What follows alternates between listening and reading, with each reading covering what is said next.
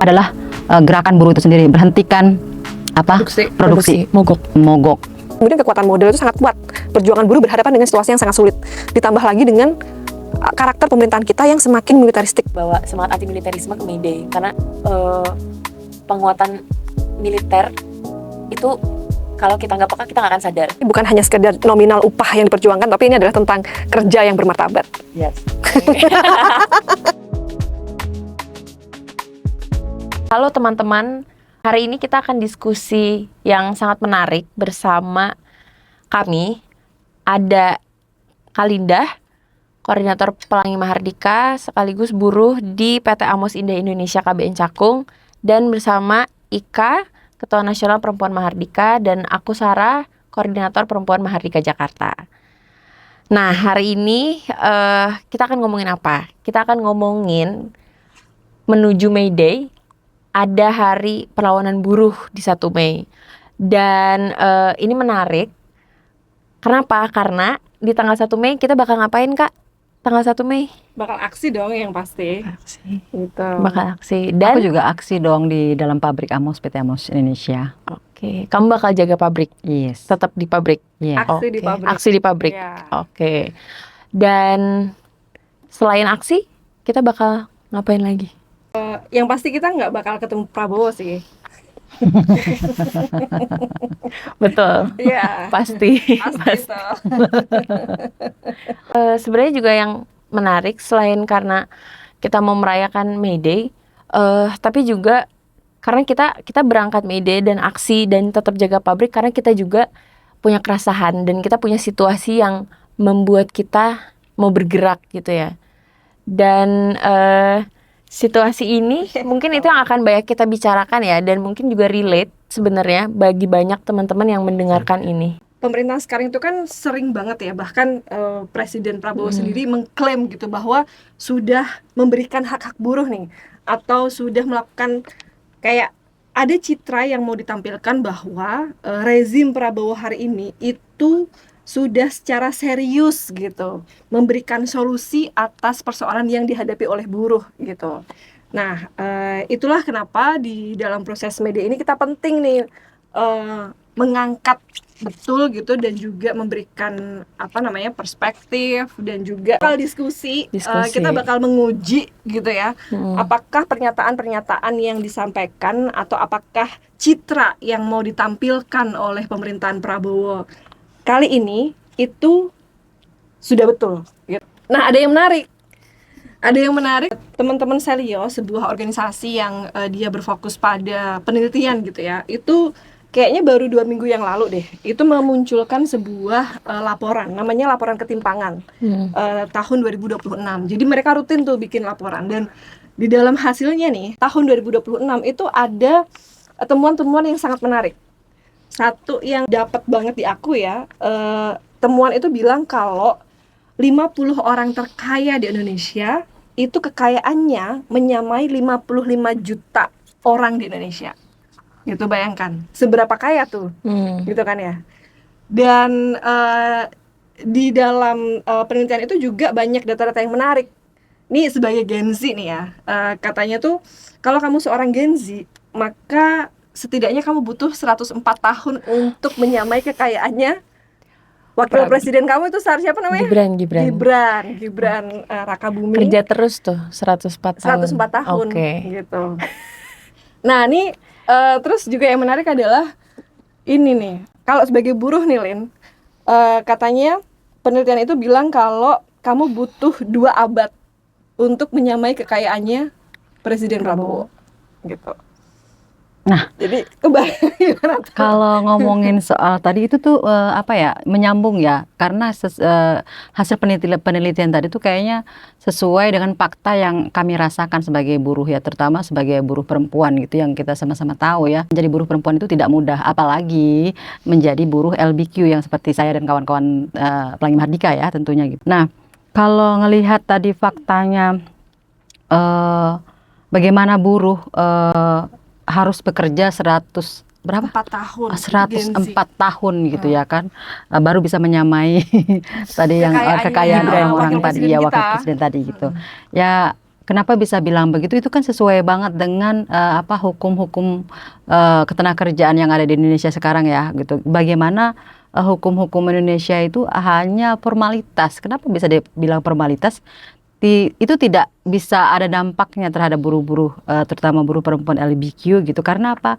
Karena sistem yang tersistematiskan yang membungkam para buruh, misal karena dia status kerja yang tidak pasti, status kontrak pendek misalkan, harian lepas misalkan Kontrak gitu. semakin pendek ya. Iya. Sekarang bisa 2 sebulan? minggu. Iya gitu. Hari ini kerja, besok Iya. nggak kerja, Nah, gitu coba kita urai gitu dengan undang-undang kita yang sangat bagus itu, katanya ada cuti haid gitu kan, maternitas yang cukup dan pasti. Ada nggak ketika kerja HL yang berani mengambil cuti haid harian lepas. kemudian status kerja yang kontrak yang pendek, bahkan ada juga loh di tempat kami itu status kerja kontrak tapi cuma berlaku 3 hari. Gimana tuh? Sedangkan kalau ngambil cuti haid itu kan 2 hari, artinya kan 2 hari dia ngambil cuma dapat 1 hari ya langsung di-cut ya kan gitu. Jadi nggak mungkin juga. Kemudian juga bagaimana budaya ketenagakerjaan kita di Indonesia ini merata sih. Kurasa ini udah isu umum lah ya gitu, bahwa nyari kerja aja itu harus beli, harus nyogok ya kan gitu. Orang dalam Ya kan, orang dalam udah dapat kerja pun juga harus nyogok lagi, perpanjang kontrak nyogok lagi, izin pun juga harus pakai nyogok lagi gitu. Itu gimana mau dapat tadi yang bilang itu sesuai fakta banget bahwa kita memang udah kerja kalau umurnya sampai 100 sekian ya kan gitu. Tetapi kan kita sama-sama tahu ya bahwa buruh itu memang udah tersistematiskan, dia mati ya nggak nyampe, jarang banyak banget orang nyampe 60 tahun kan, mayoritas tuh buruh yang sampai kayak saya lah gitu, 45 tahun tuh udah berbagai macam penyakit karena akibat kerja. Gitu sih. Ya, jadi soal fleksibel ya. Bagaimana situasi kerja itu semakin fleksibel. Nah, kalau di Gen Z sendiri tuh gimana tuh, Sar? Iya, sebenarnya juga ini ya, kayak menarik dan ternyata sama aja situasi kerja teman-teman yang di pabrik dan situasi kerja Gen Z orang muda.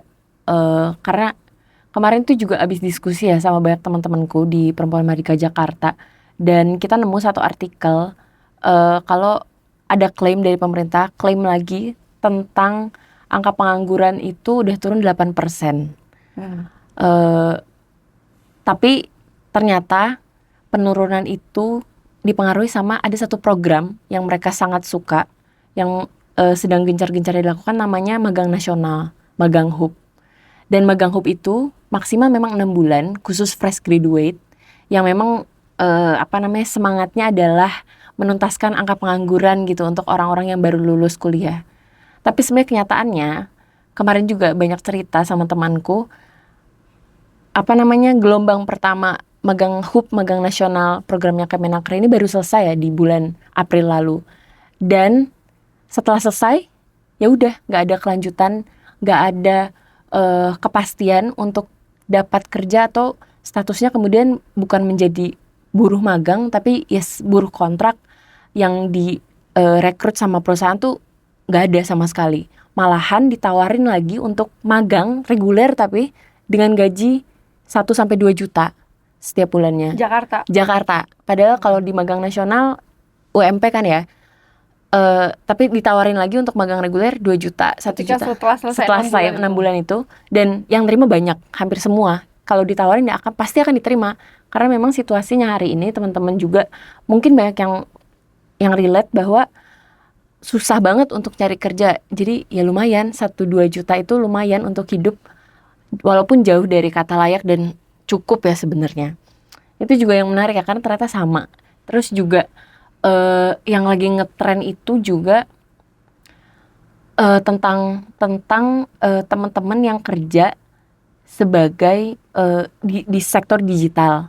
Itu lagi ngetren. Karena sekarang banyak AI, banyak AI dan banyak ternyata pekerja-pekerja bayangan di balik AI, dan kebanyakan orang muda kemudian yang mengatur gimana AI semakin pinter, tapi ya dengan status kerjanya juga sebenarnya entah harian lepas, tapi bahasa kerennya kan freelance ya. Entah dengan freelance atau dengan kontrak yang bahkan tidak tertulis ya, kebanyakan teman-teman yang kerja di digital itu. Dan itu yang kami banyak temukan ya di keseharian, dari curhatan, dari sharing pengalaman. Kayaknya itu sih yang ternyata juga nggak jauh dari teman-teman di pabrik. Iya. Itu kan tadi status kerja ya. Terus kalau Iya. jam kerja tuh gimana dong?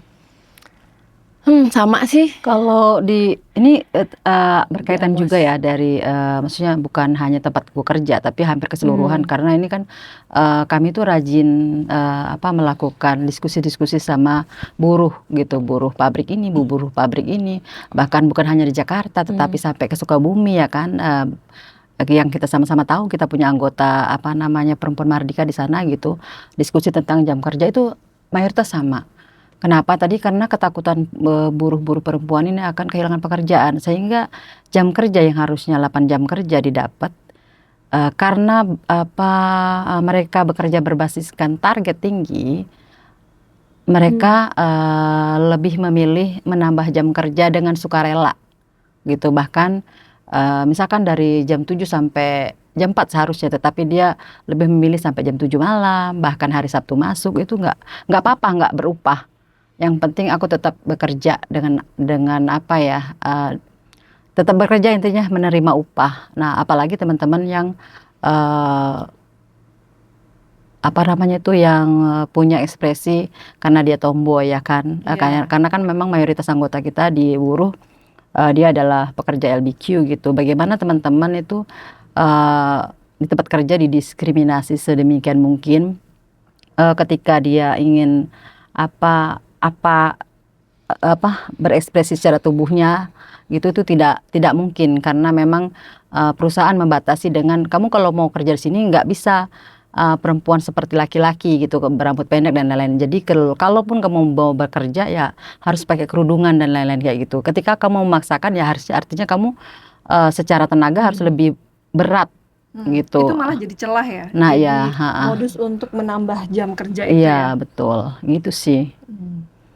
Jadi bisa sampai berapa jam tuh teman-teman Gen Z atau teman-teman buruh pabrik saat ini ya, dalam situasi saat ini? Yang pasti 8 jam itu nggak mungkin. Udah nggak mungkin, Iya, ya. jujur udah impossible, udah nggak mungkin. Karena memang banyak kan malah bisa jadi 12 jam Iya, per hari kan benar. gitu. Iya. Dan kayak kalau di Gen Z, fenomena yang banyak aku temuin tuh teman-teman, karena tadi ya fleksibilitas itu memang bisa terbalik, kayak dan bayarannya per jam juga ya teman-teman. Jadi terbalik bisa, misal memang di waktu puasa kemarin, teman-teman yang kerjanya host live, yang keranjang kuning, teman kakak-kakak tolong check out, yang mengajak kita untuk check out itu, mereka paling aktif itu di jam-jam sahur. Dan bisa dari malam sampai pagi, dan itu berhari-hari shiftnya. Karena bayaran mereka per jam 20.000, per jam 50.000, maksimal 75.000. Dan dengan jam tidur yang ketukar, banyak, ada satu kawan perempuan Mardika Jakarta yang akhirnya nggak tidur 3 hari, yang Sampai 3 hari 3 hari nggak tidur karena sahur. Kebutuhan orang untuk terus check out, di push untuk terus live, terus ngomong tanpa bicara, tanpa boleh duduk, tanpa jeda maksimal 5 menit untuk toilet. Dan selain jam kerjanya jadi tertukar gitu ya. Tapi itu juga yang jelas, terutama konteks buruh perempuannya, teman-teman yang host live dan perempuan, ada banyak masalah tentang reproduksi. Kemudian dampaknya jadi ke sana karena kurang tidur, kurang istirahat, ya jadwal menstruasinya jadi nggak teratur, mudah sakit. Itu sangat sering dialami sama teman-teman yang muda sih, kalau yang bisa kulihat. Dengan banyaknya akses internet gitu, teman-teman setiap, misal let's say sehari 8 jam depan layar, langsung berkomunikasi dan ngobrolnya ke publik yang entah siapa. Semua orang bisa akses live mereka, melihat muka mereka, melihat tubuh mereka. Kerentanannya makin besar sih memang untuk dapat kekerasan dan pelecehan seksual berbasis online ya, terutama ya. Karena itu jadi keresahan paling besar sebenarnya, karena nggak ada perlindungan sama sekali untuk teman-teman yang setiap hari ngomong 8 jam, 10 jam. Tiba-tiba ada yang komentar, entah siapa, nggak bisa di-tracking, kemudian siapa pelakunya. ya udah kabur gitu aja, dan yang tersisa kemudian jadi trauma dan ketakutan untuk kerja gitu. Jadi mungkin itu yang lagi marak ya, kekerasan online terutama, dan sebenarnya juga selain di teman-teman yang house life, kupikir di sektor-sektor yang lain ya, tentang gimana kayak kita setiap hari memang mau nggak mau dibuat untuk merasa takut, dan juga dimanfaatkan tubuhnya untuk masuk ke industri, karena di kalangan teman-teman yang muda, kualifikasi untuk masuk kerja, penampilan menarik, kulit harus putih, wajah harus cindo, itu banyak ditemukan sekarang kayak gitu. Oke. Kalau di buruh garmen, Linda, tentang situasi kekerasan dan pelecehan gitu ya, atau juga pelanggaran hak yang lain, karena tadi kamu sempat kepikiran soal THR ya, ada yang Iya. mau kamu karena ini kita barusan kebetulan habis lebaran kemarin gitu Betul. kan. Oke. Tapi gimana Bulan lalu. Iya, nasib teman-teman?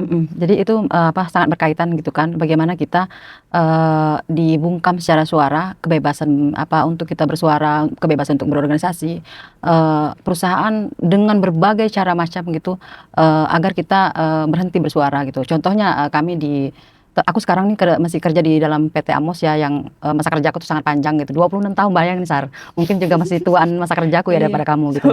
Yang masa kerjaku itu sebenarnya itu sudah membuat pabrikku kaya raya ya kan, tetapi aku masih miskin sampai sekarang gitu kan. Gitu, jadi nggak pas banget gitu. Nah ketika kami sudah berusaha, maksudnya sudah masa kerja yang sudah setua itu gitu, kemudian si perusahaan ingin mencampakkan begitu saja ya gitu kan, dengan yang kemarin menjelang Lebaran gitu, kami mendapatkan panggilan cinta, bahasa di sana gitu. Surat cinta. Iya, surat cinta. Kemudian ada lagi surat kedua gitu, bahwa untuk THR ini bagi semua buruh itu, jika tidak menandatangani pengunduran diri maka THR tidak diberikan. Gitu. Nah, itu artinya status kerja yang dianggap tetap pun itu juga tidak menjamin ya kan, hak-haknya buruh itu didapatkan dengan secara seperti undang-undang lah gitu, yang segitu bagusnya gitu. Itu juga butuh perjuangan oleh teman-teman gitu. Bagaimana kami harus melawan langsung perusahaan gitu, dengan hanya meminta hak THR ya kan, yang tadi yang gue bilang hal yang wajar. THR itu kan memang harus diberikan ya kan gitu, apalagi memang status kerja kami bukan status kerja yang seperti kontrak HL dan lain-lain gitu, memang itu udah jelas gitu. Tetapi si perusahaan ketika kita melawan itu malah ancamannya diberi lagi kita surat cinta berikutnya, yaitu PHK untuk semua karyawan yang menolak tanda tangan mengundurkan diri. Dan sampai saat ini kami dari tanggal 1 April hingga sekarang itu kami masih melakukan pendudukan terhadap PT Amos Indonesia untuk menjaga aset gitu kan, agar kami berharapnya hak kami tetap diberikan oleh perusahaan Amos. Kalau memang misalkan dipekerjakan kembali, dipekerjakan dengan baik. Tetapi kalaupun harus di PHK, ya di PHK lah dengan baik gitu. Dan juga alasannya dengan baik. 26 tahun loh kami mengabdi gitu, bukan hal yang mudah, bukan hal baru sebentar ya kan gitu. Itu sih situasi yang kami rasakan teman-teman sekarang. Bahkan di situasi penjaga pabrik pun juga bukan hal yang mudah, dihadapkan dengan preman ya kan, dihadapkan dengan TNI, dihadapkan dengan pak polisi ya kan, dengan pengacara perusahaan yang berganti-ganti ya kan, untuk menghadapi sekelas kami gitu. Kami itu hanya ingin menuntut haknya sebagai pekerja yang masih sah. Bagaimana dengan teman-teman yang statusnya tadi yang belum jelas ya kan, ada HL, ada kontrak, ada outsourcing itu, bagaimana itu? Ini yang sah, yang jelas aja, itu masih semena-mena itu si perusahaan gitu. Dan kemungkinan besar sih kedepannya memang agak susah ya gitu kalau ngomongin soal hak gitu. Terima kasih Linda. Ya, karena hari ini juga kita tuh sedang memperingati, ini sebelum May Day ya. Sebelum May Day kan hari ini tuh adalah hari International Workers Memorial Day. Ini kan adalah sebuah momentum yang juga mau memperlihatkan ya, mengangkat gitu bagaimana sih situasi K3 gitu, keselamatan kerja bagi buruh. Aku juga jadi melihat gimana kita jadi saling terhubung, dan ketimpangan itu real ya, jadinya rasanya benar-benar nyata, karena harus kerja 1 abad, 1 abad, 2 abad ya, untuk bisa mencapai kekayaannya Prabowo atau Gibran. Itu gila banget gitu, dan tapi itu kerasa juga gimana pengalamannya Kalinda, pengalamannya teman-teman di sektor lainnya, ternyata saling punya hubungan yang erat ya, kita sebagai sesama buruh gitu. Dan ada satu lagi nih yang pasti bikin yang marah, belum bikin apa kesel itu? banget. Enggak. Apa tuh? Itu juga aku baru ingat. Kemarin ada kenaikan upah nggak, Lin? Iya. Berapa Lin kenaikan? kalau ngomongin kenaikan upah yang nggak seberapa Di itu Jakarta juga ya? itu juga penuh perjuangan ya, termasuk di kami sendiri gitu. Bagaimana perusahaan dengan beralasan rugi yang nggak bisa dibuktikan itu, tetapi dia rugi dengan menghantui si buruh-buruh gitu, membuat takut jika kita memaksakan naik upah hingga pabriknya tutup dan kita kehilangan pekerjaan semua dan gitu. Dan kemudian kami yang sudah berorganisasi tentunya tetap berusaha melawan gitu dengan melakukan penggalangan tanda tangan, misalkan penolakan penangguhan upah, dan kemudian akhirnya dimenangkan. Tetapi kan sama-sama tahu ya, dimenangkan upah yang sedikit itu, tapi THR malah akan dihilangkan gitu kan, Licik ya? gitu Tapi sama enak perusahaan. banget ya, perusahaan. Dan sekaligus dia ingin melakukan pemberangusan terhadap serikat buruh. Kenapa begitu? Karena dia sudah melakukan PHK sepihak untuk seluruh kami yang melawan gitu. Nah kemudian tadi ngomongin ini ya K3 gitu kan, menarik juga K3. Aku udah 26 tahun ya, ceritanya juga di dalam pabrik juga sangat panjang gitu ngomongin tentang K3. K3 itu memang tidak banyak buruh yang memahami ya kan, kenapa pentingnya K3 untuk kita sebagai buruh perempuan gitu tentunya. Nah ada pengalaman sedikit di tempat, bukan sedikit sih kupikir, tapi memang tidak banyak orang melihat bahwa K3 ini penting gitu, bahwa kesehatan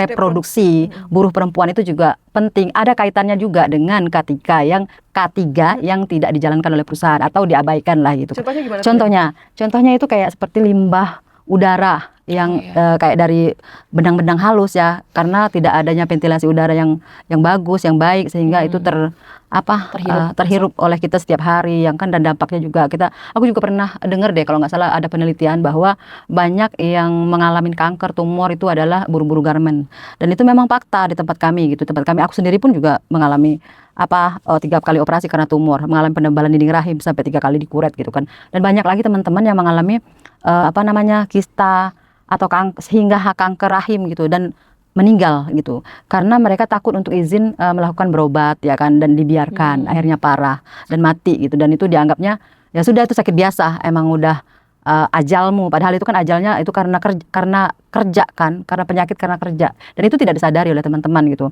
Bahkan dari limbah air, kan dalam pabrik mayoritas itu airnya air tanah, yang kita sama-sama tahu kalau di dalam kawasan itu ada misalkan pabrik yang limbahnya dibuang ke tanah, otomatis limbahnya masuk ke dalam tempat kita cuci ketika buang air. Itu kan kalau perempuan udah langsung pasti kena ya, karena yang dia langsung bersentuhan dengan vagina ya kan gitu, yang itu berdampak tadi sangat banyak lah gitu, yang kanker rahim dan kista dan lain-lain itu sangat dekat. Jadi kita tuh dari udara, dari air, dari makanan yang kita nggak tahu, makanan buruh di luar beli yang penting murah ya kan gitu, itu juga berdampak ke kesehatan buruh, sakit, meninggal gitu, dan itu dianggap ya sudah ajalnya begitu.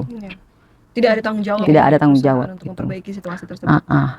Bahkan udah kelihatan juga ketika teman-teman kelebihan jam kerja itu juga berdampak kan keselamatan dari teman-teman itu sendiri. Ketika jam kerjanya lebih dari 8 jam kerja, lebih dari 12 jam kerja, sedangkan dari pihak perusahaan tidak ada menyediakan antar jemput misalkan, memang udah nggak ada itu Pak ya, jangan diomong. Kita memang bekerja menggunakan kendaraan sendiri yang dapat kredit ya kan gitu. Ketika kita kelelahan dari tempat kerjaan ya kan ke rumah, pulang ke rumah, terjadi kecelakaan di jalanan, itu juga kan perusahaan lepas tanggung jawab, pemerintah pun juga lepas tanggung jawab. Itu seolah-olah itu memang udah takdirnya si buruh itu sendiri gitu sih. Iya, itu situasinya. Dan kalau kawan-kawan Gen Z nih juga rentan dengan K3 nggak, Sar, menurut lo? Iya sih, aku sepakat Dengan ya. kecelakaan kerja maksud aku ya, Iya. atau ini ya, kesehatan ya, situasi Iya, kesehatan benar. gimana? Aku sama ya, sebenarnya sama persis ya, kayak rasanya memang gak ada perubahan dan persis, bahkan kayak bentuknya bahkan lebih kreatif sekarang ya, cara-cara liciknya, Kreatif dalam tanda kutip. liciknya iya. perusahaan dan sistem ya, karena beberapa kawanku juga yang masih 20-an udah banyak yang penebalan dinding rahim karena kerja terus. Memang di tempat kerja terbiasa untuk, maksudnya kultur untuk oke, nggak apa-apa gue lembur aja demi dipertahan dan nggak Mempertahankan jadi buruh atau Iya, kerja di situ gitu. betul, itu ya dibiasakan dan sama kayak Kalinda juga ya, dinormalisasi aja karena memang mau gimana lagi. Itu sektor digital ya yang kamu Iya, tapi banyak juga sebenarnya selain digital, tapi di kerja-kerja kreatif kayak di agensi sekarang lagi ngetren ya, maksudnya di kalangan gadget, startup, agensi. Sebenarnya di banyak yang kerja di sektor-sektor yang yang youthful dan kreatif tuh juga sebenarnya punya banyak kerentanannya. Tapi kalau soal ketiga ya, kayaknya kalau yang paling kelihatan tuh dan ke tubuh sama tentang reproduksi. Bahwa banyak memang teman-teman yang sedemikian ngeforsir tubuh, mau lembur lah, mau sampai tengah malam, mau sampai gak tidur yang tadi aku bilang juga ya. Itu pengaruhnya memang kalau di perempuan memang di reproduksi. Karena semua siklus menstruasi yang sensitif tuh akan terserang dengan penyakit sih. Itu udah pasti. Ya. Hmm. Oke. Iya. Tadi aku nanyain soal upah nih. Di Jakarta saja itu banyak sembunyi-sembunyi dia melakukan di bawah UMP dengan kesepakatan yang teman-teman itu aku banyak diskusi dengan teman-teman seperti kontrak kerja tertulis tetapi dia tidak memegang salinannya. Slip gaji tanda tangan tertulis tapi mereka juga tidak memegang salinannya, ditahan oleh perusahaannya. Di kami pun juga terjadi sebenarnya seperti status kerja HL hari yang lepas itu kan di bawah UMP. Saking takutnya perusahaan takut ketahuan kita bahwa kita punya bukti gitu. Teman-teman tanda tangan upah langsung diambil lagi itu slip gajinya.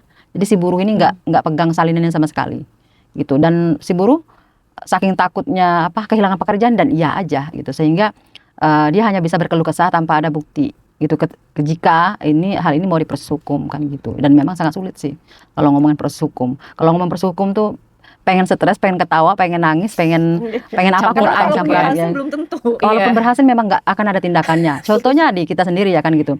Kita itu udah punya PB yang sangat bagus. PB itu perjanjian bersama. Yang sudah didaftarkan pula ke pengadilan negeri ya kan gitu. Kemudian bagus PB bagus itu dijadikan pula tuh PKB. Itu kurang keren apa lagi ya enggak? Kurang keren apa lagi. Kemudian udah terjadi PKB dilanggar tuh sama perusahaan ya kan. Dilanggar sama perusahaan kita proses hukum ke bipartit, tripartit, bahkan ke pengadilan, menang di pengadilan, enggak juga dijalankan oleh perusahaan. Itu banyak hak normatifnya ya kan yang udah tertuang di PKB. Katanya PKB itu kan bukannya PKB itu di atasnya undang-undang ya kan yang seharusnya berlaku, tapi tetap aja teman-teman itu nggak bisa kita itu nggak ada kekuatannya gitu ketika si perusahaan melanggarnya. Bahkan pemerintah pun juga nggak bisa ngomong apa-apa, nggak ada tindakan apa-apa gitu ketika walaupun misalkan hasil pengadilannya suratnya itu sudah ingkrah putusannya gitu, sehingga perusahaan harus menjalankannya. Kalau perusahaannya bilang tidak ya tidak, terkecuali yang sudah kita rasakan sangat gitu adalah gerakan buruh itu sendiri, berhentikan produksi mogok. Dengan jalan itulah yang tadi dimenangkan oleh pengadilan itu akan dijawab oleh si perusahaan, dijalankan oleh perusahaan. Artinya yang bisa memaksa itu adalah buruh itu sendiri. Pemerintah itu nggak bisa apa-apa. Contohnya lagi, terakhir kali kemarin si Kementerian Ketenagakerjaan itu datang langsung sidak ke tempat aku kerja PT Amos Indonesia itu. Apa yang didapat oleh dia? Didapat dari dia malah perpanjangan libur. Perpanjang libur yang tadi di PB kita itu Maret. Libur lebaran itu harusnya itu dari tanggal 10 hingga tanggal 20 April. Ya. Ketika kita melaporkan kementerian bahwa banyaknya pelanggaran di tempat kerja segala macamnya, dia melakukan sidak. Itu hanya perpanjangan dari tanggal 20 hingga tanggal 30 April. Terus kemudian dibalas lagi tuh pakai surat dari lawyernya PT Amos bahwa sejak tanggal 21 April semua karyawan yang menolak tanda tangan 133 itu di PHK secara sepihak. Artinya kan aku juga dan teman-teman kemarin tanggal berapa ya? Tanggal lupa aku tanggal berapa lah, tanggal 22 apa tanggal berapa gitu. Itu dipanggil oleh pihak kementerian gitu kan dengan kepengawasannya yang kementerian levelnya. Aku juga bingung gitu gimana ya. Udah pusatnya. Udah pusatnya. Lu gimana mau nanganin seluruh Indonesia, hanya satu pabrik yang di Jakarta yang tempatku yang kecil aja itu dia nggak bisa bertindak tegas gitu loh. Atau ngambil tindakan yang tegas itu untuk si pabrik ini. Gitu. Sampai aku juga menyampaikan sebenarnya ini pemerintah kita ini datang cuma dapat perpanjang libur tapi tanpa kejelasan upahnya, tanpa kejelasan kerjanya itu bagaimana, masih memastikan si buruh ini kerja atau tidak. Jadi seolah-olah ini pemerintah datang ke pabrik itu hanya formalitas biar dianggap kerja gitu kan. Ketika kita bicara begitu, dianya marah-marah. Dia bilang kalau nggak percaya silahkan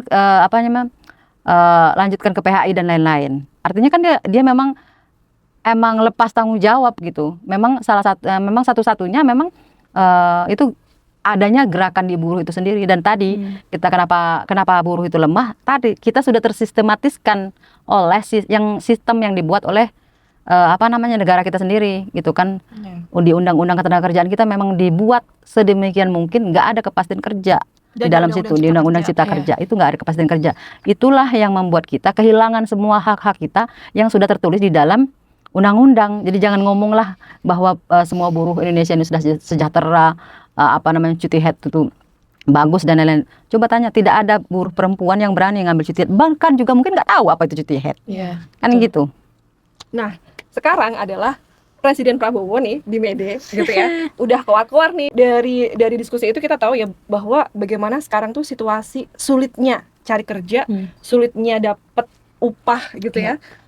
Untuk memenuhi kebutuhan hidup sehari-hari. Jadi kayak bertahan hari ini kita nggak tahu apakah bisa bertahan esok hari gitu. Situasi buruh sekarang gitu. Dan kenapa tadi aku bilang soal upah ya, kenaikan upah ya, karena ini juga ada kaitannya nih dengan hasil penelitian tentang ketimpangan. Bayangkan kalau tadi kan temuan yang aku sebutkan adalah 50 orang terkaya di Indonesia itu kekayaannya menyerupai atau sama gitu ya dengan 55 juta orang. Nah, ada hal yang menarik juga nih yang mau aku jadikan patikan di sini. Orang yang buruh, kerja, banting tulang, harus kerja, harus memaksa tubuhnya untuk bekerja selama 12 jam gitu ya. Kemudian nahan kencing gitu ya. Harus nahan dimaki-maki gitu ya. Dibandingkan dengan ada orang-orang segelintir orang gitu ya yang itu bisa menghasilkan kekayaan yang jauh lebih besar, bahkan nggak ada dalam bayangan kita. Gak expect banget. Nggak expect ya, 2.000 per hari 13 miliar Kak. dibandingkan dengan 13 miliar per hari gitu. Ya, nggak kebayang sih, Nggak karena kebayang. kita kan di buruh itu sendiri kan kadang-kadang teman-teman itu kerja bukan hanya kerja di dalam pabrik yang belasan jam ya yang nggak dibayar, tapi dia juga sembari kerja jualan itu kan juga kerja ya kan, untuk menambah sembari ngojek misalkan teman-teman ojek yang status kerjanya juga cuman apa itu namanya? Mitra. Bayangin aja mitra itu bagaimana teman-teman supir ini lagi ngomong supir kan juga sekarang udah banyak ya perempuan ya kan gitu, yang juga nggak ada kepastian kerjanya, ya udah upahnya kecil, status kerjanya mitra, jam kerjanya panjang, juga rentan dari keselamatan nyawanya sendiri, bahkan juga rentan keselamatan nyawa orang di sekitarnya ketika dia kelelahan. Ada contoh tuh waktu dulu belum lama itu ada kecelakaan supir kontainer yang meninggal saat menyetir. Memang sengaja dipelihara dan bahkan dibuat semakin masif ya, kayak cara-cara kerja yang fleksibel dan informal, karena memang yang diinginkan adalah terus mempertahankan si super kaya ini ya, dan yang Prabowo salah satunya kan super kaya ini.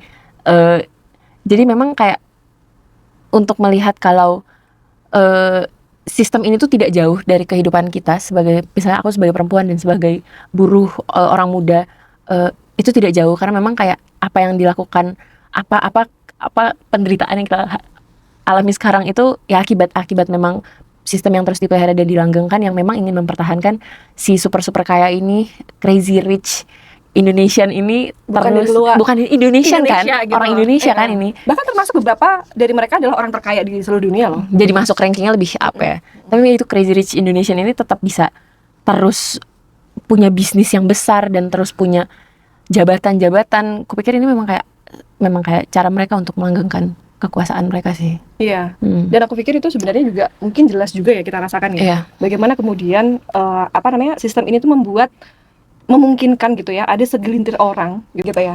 Tapi aku memahami itu adalah bagaimana kemudian kekuasaannya itu terpusat hanya pada di segelintir orang saja gitu. Kekuasaan untuk mengambil kebijakan, kekuasaan untuk menetapkan kebijakan, kemudian juga untuk menetapkan upah buruh misalnya, untuk untuk menyeting gitu ya, bagaimana sistem ekonomi kita ini lebih mengandalkan pada ayo investasi datang gitu, akan tapi tidak pernah kemudian memberikan jaminan secara serius tentang perlindungan hak-hak pekerja, hak buruhnya gitu.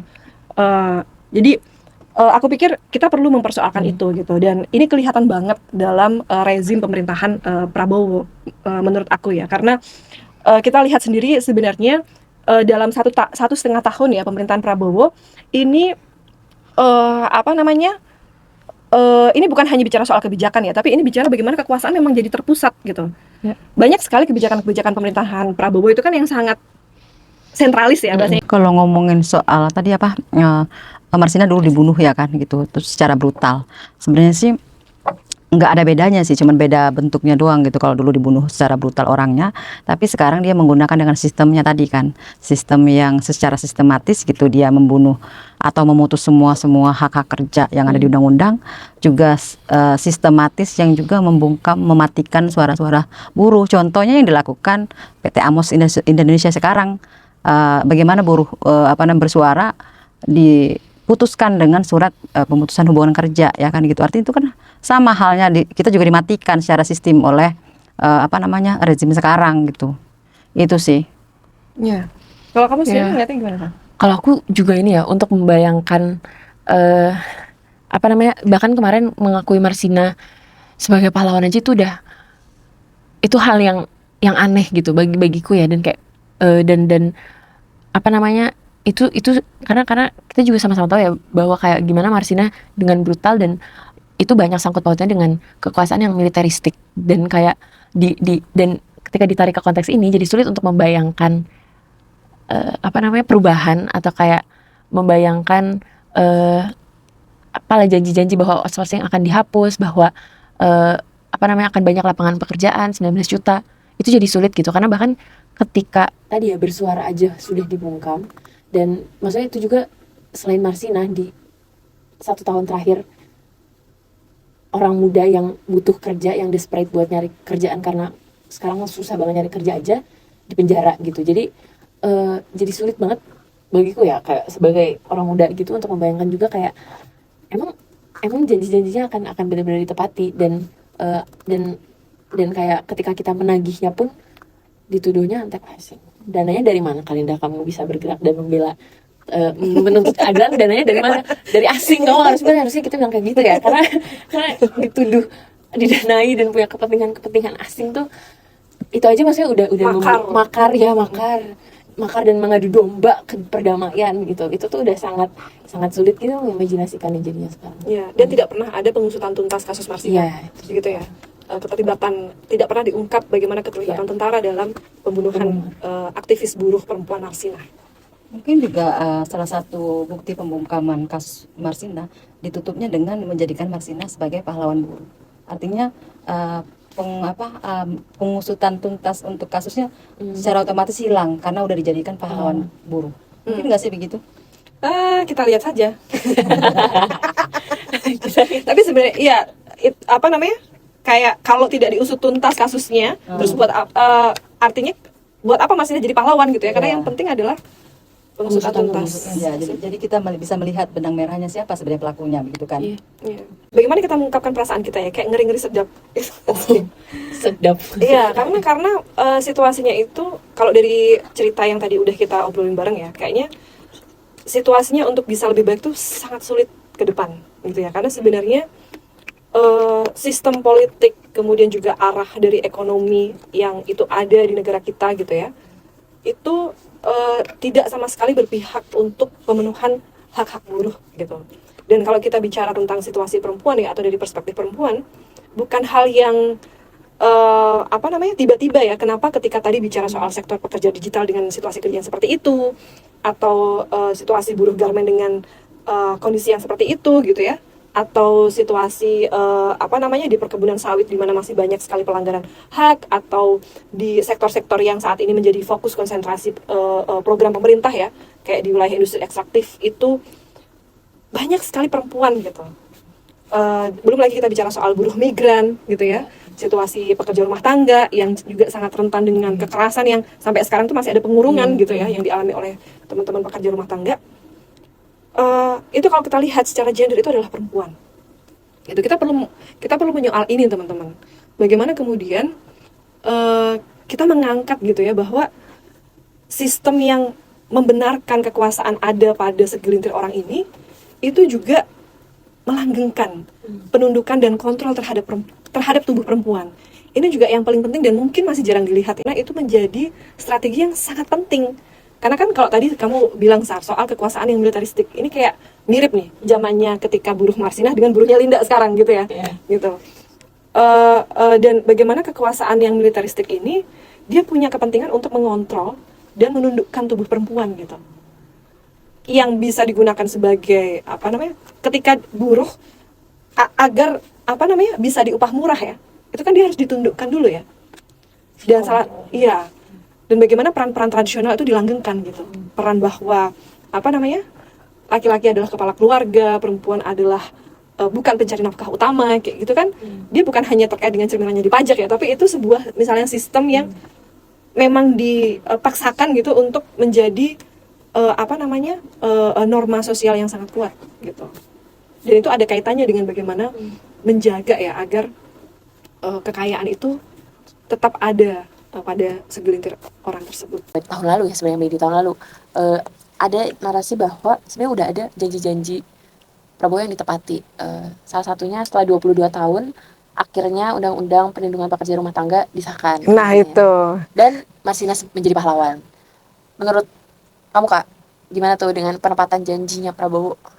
Iya, kalau melihat dari situasi ini ya, satu soal RUU PPRT gitu, kita perlu melihat bahwa ini bukan tentang Prabowo kemudian berbaik hati untuk mensahkan RUU PPRT sebagai undang-undang ya. Karena kalau kita ngelihat perjalanan RUU PPRT sendiri, jadi itu diinisiasi tahun 2004. Tahun-tahun setelah reformasi sebenarnya. Ini bukan hadiah dari Presiden Prabowo karena bertahun-tahun UU PPRT ini diabaikan, bertahun-tahun UU PPRT ini dikesampingkan gitu, tidak dibahas atau kemudian juga tidak berhasil dijadikan segala macam lah. Dan yang perlu kita lihat kayak tadi ya, yang Linda sampaikan ya, bahwa kekuatan buruh adalah di solidaritasnya gitu.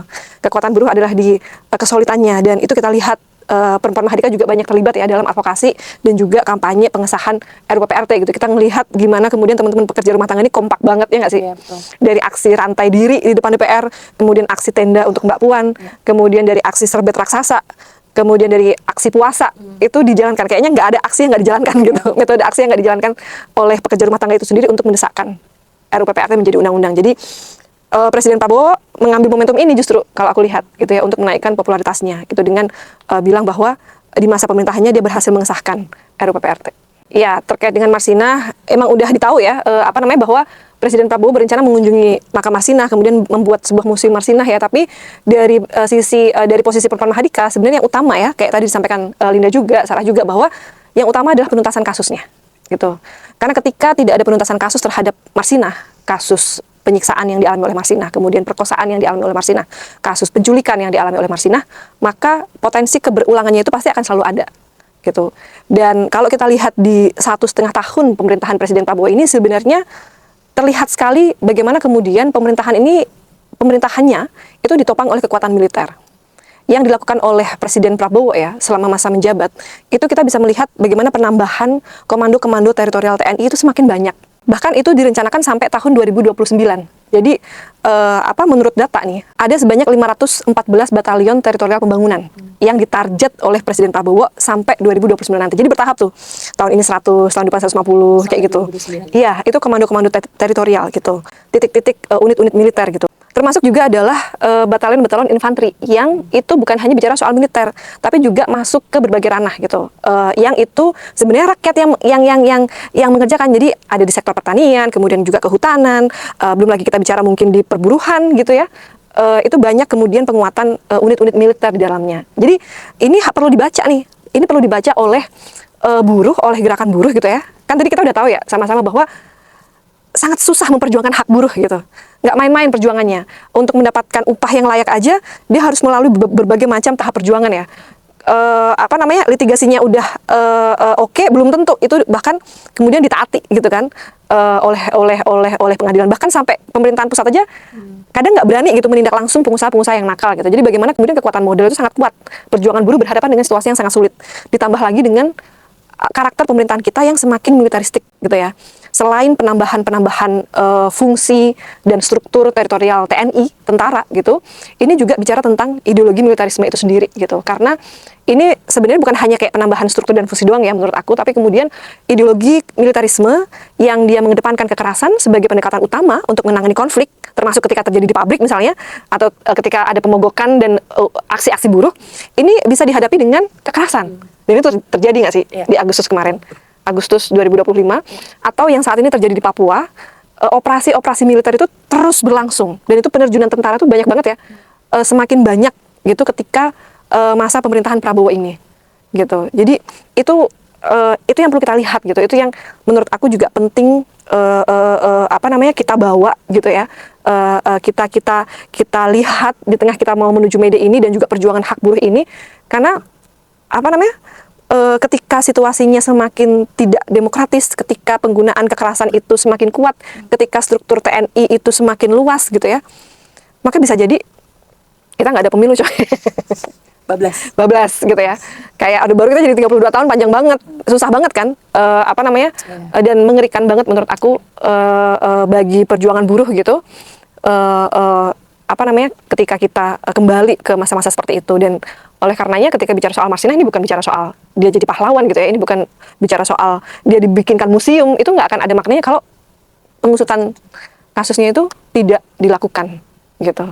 Maka potensi pada setiap buruh perempuan yang berjuang, yang mempertahankan haknya, yang bersolidaritas karena temannya di PHK atau dirinya juga di PHK gitu, maka dia akan punya potensi dimarsinahkan gitu. Kemungkinan besar tadi yang disampaikan Mbak Ika akan kembali ke masa lalu gitu. Itu udah jelas terlihat saat ini gitu ya, bagaimana sulitnya teman-teman buruh untuk memperjuangkan haknya yang sudah ada di dalam undang-undang, yang sudah sah di dalam undang-undang gitu.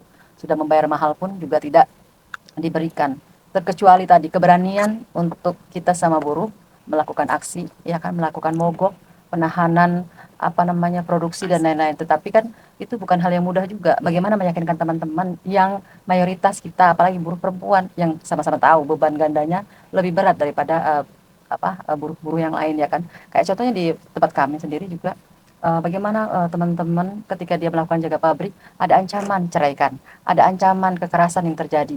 Semua perabotan dihancurkan oleh suaminya, belum lagi diminta mengundurkan diri dari serikat buruh dan lain-lain kayak gitu.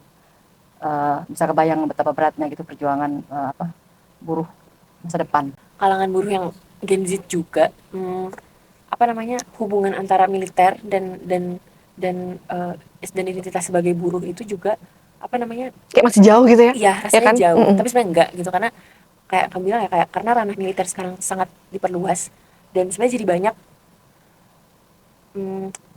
kerja-kerja yang seharusnya bisa diakses atau yang bisa dilakukan sama orang muda sipil, tapi sekarang malah jabatannya atau pekerjaan itu jadi pekerjaannya militer aktif gitu. Itu banyak ditemukan gitu ya. Mereka jadi punya tiba-tiba jabatannya kok ternyata dia pekerja nih. Kok dia ternyata militer aktif gitu. Itu lagi banyak ditemukan sama teman-teman, dan kupikir itu banyak hubungannya ya dengan memang ketika negara kita sekarang menggunakan cara-cara yang militeristik, memang tujuannya memang untuk mengontrol dan menundukkan, dan itu jadi nggak bisa dijauhkan lagi sebenarnya ya. Kayak itu hal yang nyari kerja aja udah susah, sekarang kerjaannya semuanya sama militer, itu jadi kali lipat lebih sulit. Ada dua hal nih yang aku jadi keinget gitu kan. Yang pertama memang kayaknya ini juga mencerminkan ya gimana kita butuh memperkuat pendidikan politik, ya nggak sih? Karena kalau bicara soal ketimpangan yang buruh, kenaikan upahnya kalau dihitung-hitung 2.000 per hari doang, sedangkan ada yang 13 miliar per hari. Itu kan sebuah kekuasaan yang nggak akan bisa kalau dia tidak menjaga, melanggengkan bagaimana eksploitasi itu terus ada gitu. Dan itu kan mencerminkan ya bagaimana ketimpangan seperti itu hanya bisa dilanggengkan dengan kekuasaan yang militaristik menurut aku ya gitu. Karena kalau nggak gimana mungkin gitu, karena pasti ada perlawanan kan. Dan tadi teman-teman juga udah cerita bahwa perlawanan-perlawanan itu juga mendapatkan pembungkaman gitu. Sulit banget, situasi melawan yang semakin sulit, maka ya ketimpangan itu akan semakin merajalela. Terus setelah Oktober kemarin ya, sebenarnya juga kalau dari teman-teman Mahadika Jakarta, ingat nggak bahwa kemudian di kampungnya itu mencerminkan gimana kayak kontrol terhadap aktivitas masyarakat itu di tingkatan kampung-kampung itu semakin kuat, ya nggak? Betul. Ya kan, pasca aksi Agustus kemarin. Iya, betul. Kayak maksudnya di Jakarta, apalagi apalagi yang area waktu Kuitang waktu itu ya, semuanya jadi jaga Jakarta, dan RT dan RW memang dikonsolidasikan sih, kayak sama polisi dan tentara sebenarnya, karena mereka jadi punya banyak pos kan di RT RW, pakai babinsa. Dan sebenarnya juga ini ya, dan juga ngomongin pendidikan politik, mereka juga ternyata berstrategi dengan melakukan pendidikan, menjadikan orang-orang muda di RT RW kelurahan menjaga ketertiban. Iya, untuk mengontrol masyarakat kan sebenarnya gitu. Ada pemantauan yang sangat ini gitu loh, sangat berlapis, karena kayak setiap pagi setiap malam rondanya tuh nggak cuman RT tapi bersama Polisi. bisa bersama polisi, bersama militer gitu sih. Itu banyak banget. Kemarin bener aku sepakat pasca Agustus sebenarnya pasca UU TNI juga ya. Kayaknya itu lebih Iya. kuat. Dan ini tuh sama dengan logika adanya komponen-komponen cadangan, karena kalau tentara kan jelas ya, dia yang prajurit sampai yang tingkatannya udah ada. Nah, bagaimana kemudian ini masuk ke masyarakat gitu ya, itu melalui komponen-komponen cadangan itu, jadi melibatkan masyarakat lah sebagai penjaga ketertiban gitu. Jadi kalau ada aksi-aksi buruh, ya ininya tabrakannya bakal sama masyarakat tuh gitu, karena kemudian itu udah dikondisikan ya. Nah, kita sedang berhadapan dengan situasi yang kayak gitu sekarang gitu. Itu menurut aku pengalaman yang penting, realita yang penting banget untuk diangkat ya, agar ketika memahami militerisme ini bukan yang terasa jauh ya dengan kita, tapi sebenarnya dia bekerja gitu dalam kehidupan sehari-hari. Menurut aku itu penting banget sih untuk kita kuatkan ya, sense melihat itu gitu. Apalagi sebagai perempuan itu juga bermakna adalah kontrol terhadap peran-peran terhadap sikap perempuan, seksualitas perempuan, yang itu mencerminkan adalah pendudukan terhadap perempuan akan semakin kuat. Karena kita tahu sendiri, untuk isu KDRT aja susah banget dilaporkan kan. Hambatannya apa? Budaya dalam masyarakat itu. Budaya yang ditanamkan norma-norma sosial itu gitu. Dan dari yang tadi kamu sampaikan itu kan sebenarnya adalah upaya untuk memperkuat kontrol kan.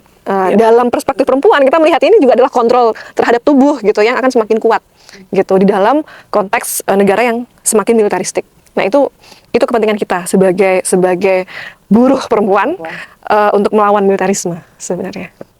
Makin memantik semangat untuk membawa semangat anti militerisme ke May Day, karena ternyata tidak jauh, dan ternyata penguatan militer itu kalau kita nggak peka kita nggak akan sadar, dan karena itu memang sangat subtil ya, maksudnya MBG dengan cara-cara yang menyenangkan, yang menyenangkan, yang populis gitu. Program-programnya populis ya.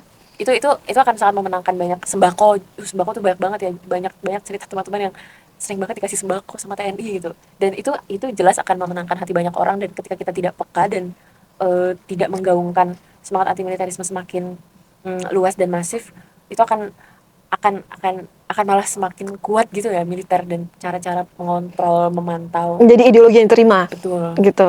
Dan mungkin bukan hanya sampai May Day doang ya, tapi untuk perjuangan buruh dan juga perjuangan perempuan gitu ya. Kita penting terus membangun ikatan atau jembatan terkait dengan situasi itu. Gitu kira-kira. Jadi semangat May Day. Semangat May Day. Semangat jaga pabrik. May Day di pabrik. Ya, May Day di pabrik ya. Keren banget sih itu. Itu bagus sih. Karena disitulah kekuasaan ini bekerja ya. Iya, hadap-hadapan langsung. Oke. Ya, bersama dengan Aliansi Perempuan Indonesia, perempuan pekerja menggugat negara. Wis. Oke. Gitu. Atau bisa juga dari kawan-kawan buruh mungkin yang ingin bersolidaritas ke PT pabrik Amos gitu, yang ingin menjaga perjuangan Amos yang sedang memperjuangkan hak kerjanya gitu, yang di PHK sepihak oleh itu. Tentu juga kami dengan senang hati gitu menunggu solidaritas teman-teman buruh datang merayakan May Day kita di depan pabrik PT Amos Indonesia. Iya. May Day. Dan aku suka banget statusnya Linda yang bilang bahwa ini bukan hanya sekedar nominal upah yang diperjuangkan, tapi ini adalah tentang kerja yang bermartabat. Yes. Iya. Perjuangan hak gitu ya. Betul. Karena kalau nggak diperjuangkan akan seperti itu dan tidak akan ada perubahan ya. Kalau kita nggak memperjuangkan hak kita. Sengsara terus nanti ya kita. Oke, kalau gitu teman-teman. Oke. Terima kasih. Sampai jumpa lagi di podcast selanjutnya. Yeay.